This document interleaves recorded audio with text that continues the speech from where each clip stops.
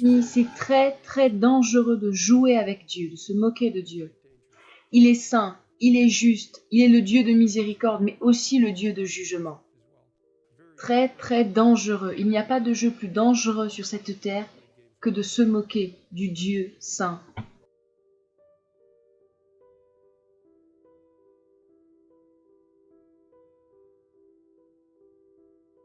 Je discutais avec un docteur, membre d'une organisation médicale en Afrique, et j'ai posé la question à ce docteur qui est un des responsables de cette organisation.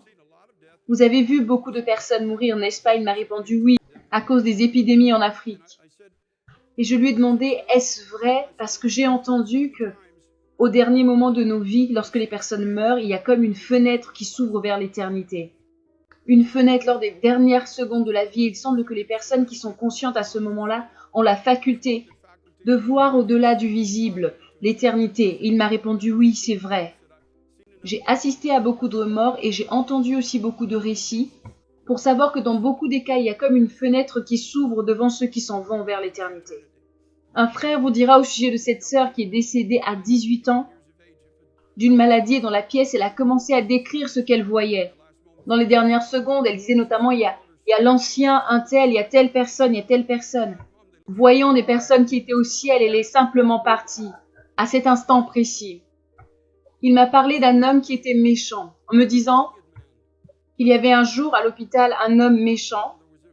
Il insultait quiconque croyait en Dieu en pensant qu'ils étaient simples d'esprit, qu'ils étaient idiots, de croire au Seigneur, et il était en train de mourir. Et dans les derniers instants, jours de sa vie, il était si affaibli physiquement qu'il ne pouvait plus avoir certains mouvements physiques et ne pouvait plus bouger ses membres. Il m'a raconté que dans les derniers instants de sa vie, il a vu quelque chose arriver au travers de la porte de la chambre d'hôpital. Et ce qu'il a vu l'a tellement terrifié. Et son lit avait comme une barre et il a sauté de l'autre côté de la barre.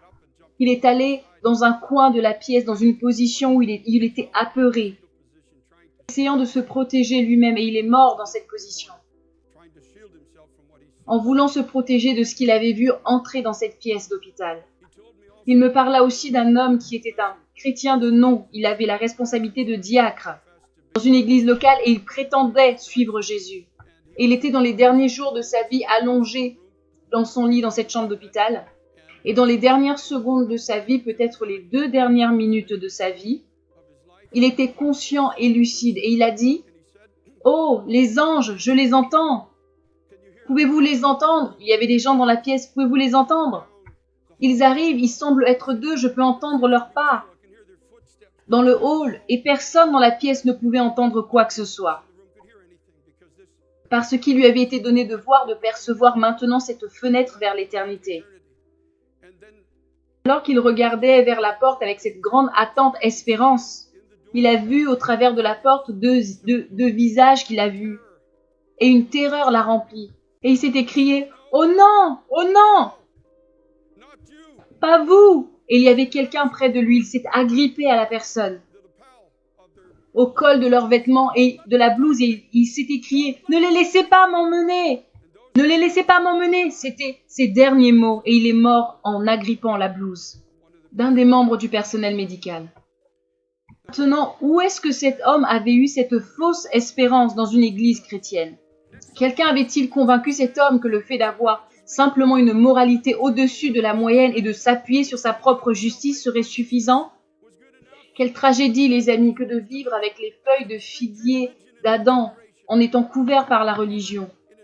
D'avoir été recouvert par des efforts humains, par une fausse espérance, une séduction, qui fera que vous serez troublés au dernier moment de votre vie de vous rendre compte que ceux qui viennent vous chercher ne vous emmèneront pas au paradis. Je pense que la question est donc de savoir les pieds de qui viendront pour te chercher au dernier jour de ta vie. Qui a été assigné pour t'emmener vers l'éternité? Comment puis-je savoir être sûr que l'espérance que j'ai me conduira au ciel? Comment puis-je être sûr, comment puis-je savoir que je m'en retournerai pour demeurer avec Dieu pour l'éternité?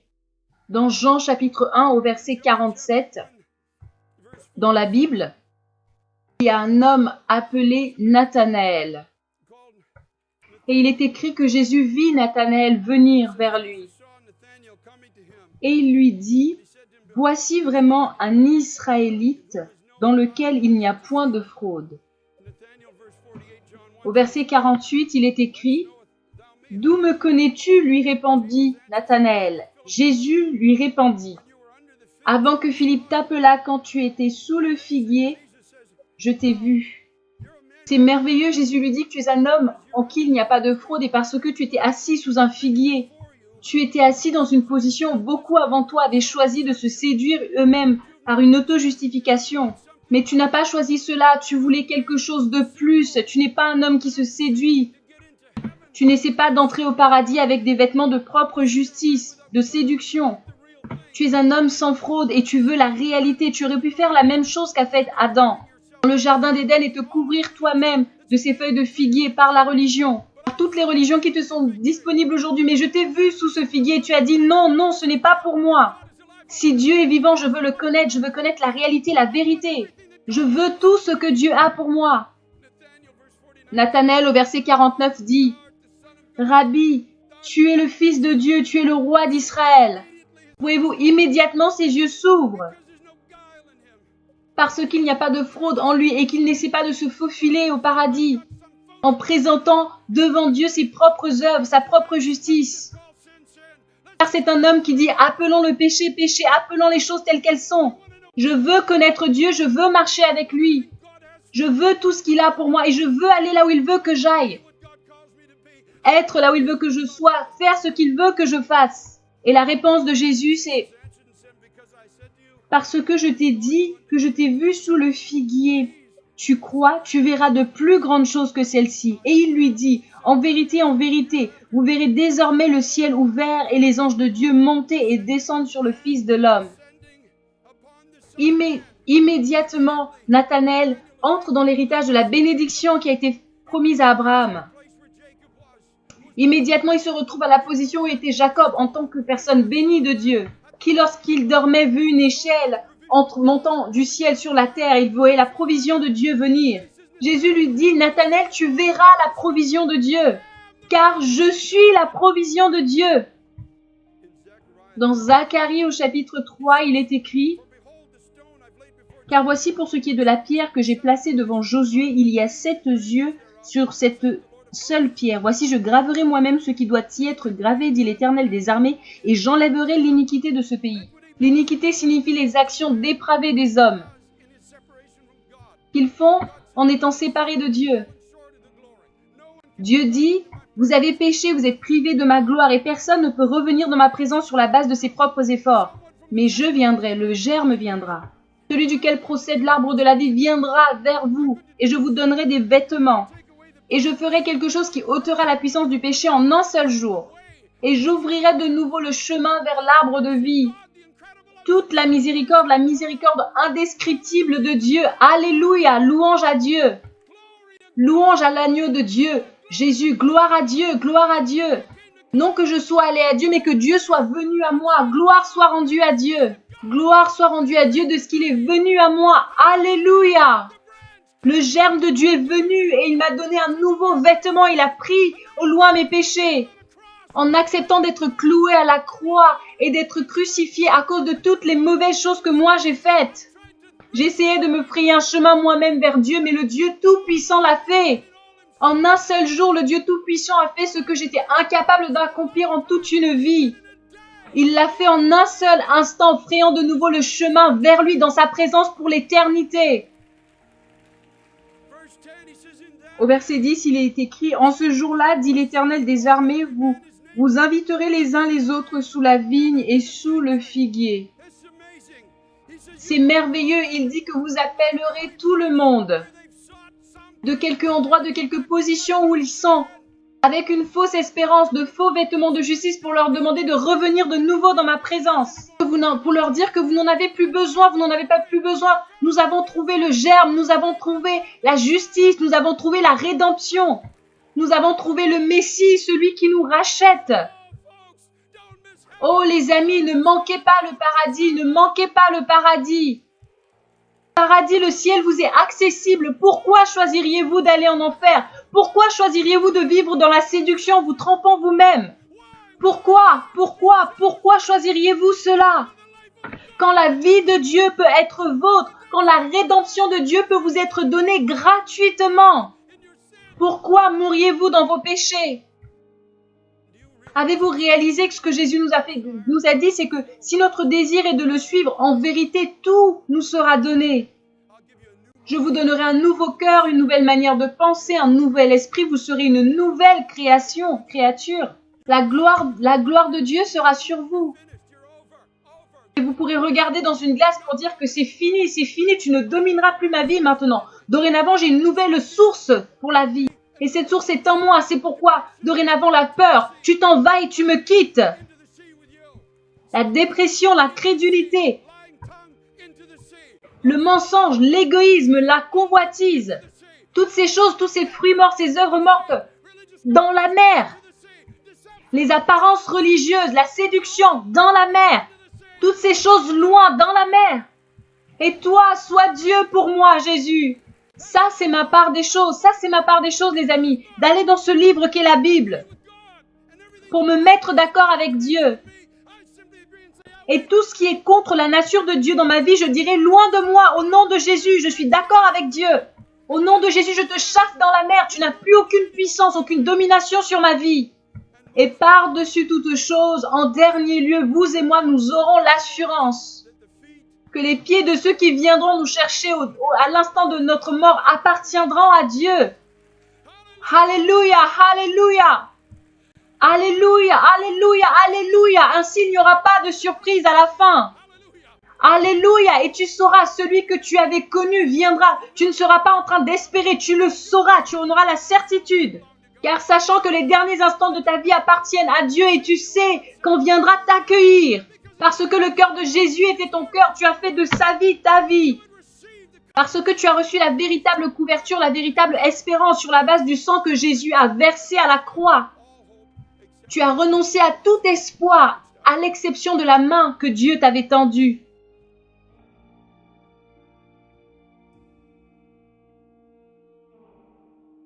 Il est temps de vous débarrasser de votre propre justice, de vos propres œuvres, les amis. Le Seigneur Jésus-Christ dit que si tu confesses de ta bouche que je suis ton Seigneur, et ploie ton genou devant moi, j'ouvrirai le ciel, le paradis pour toi. Débarrassez-vous des feuilles, c'est-à-dire de votre propre justice. Tu ne pourras jamais atteindre Dieu sur la base de tes propres œuvres, c'est-à-dire les bonnes œuvres. C'est pas possible. L'homme est incapable de tenir devant le Dieu saint. Parce qu'alors même que tu as peut-être fait 9 bonnes œuvres, il y a au moins une mauvaise œuvre pour laquelle tu devras rendre compte au Dieu saint, qui est aussi un Dieu d'amour et un Dieu de justice. Et parce qu'il est le Dieu de justice, il doit punir le pécheur. Il doit nous punir pour cette mauvaise œuvre. Et Dieu, dans son amour infini, a envoyé Jésus-Christ de Nazareth, qui est son Fils. Il a envoyé sur cette terre afin qu'il vienne mourir pour les péchés de tous les hommes.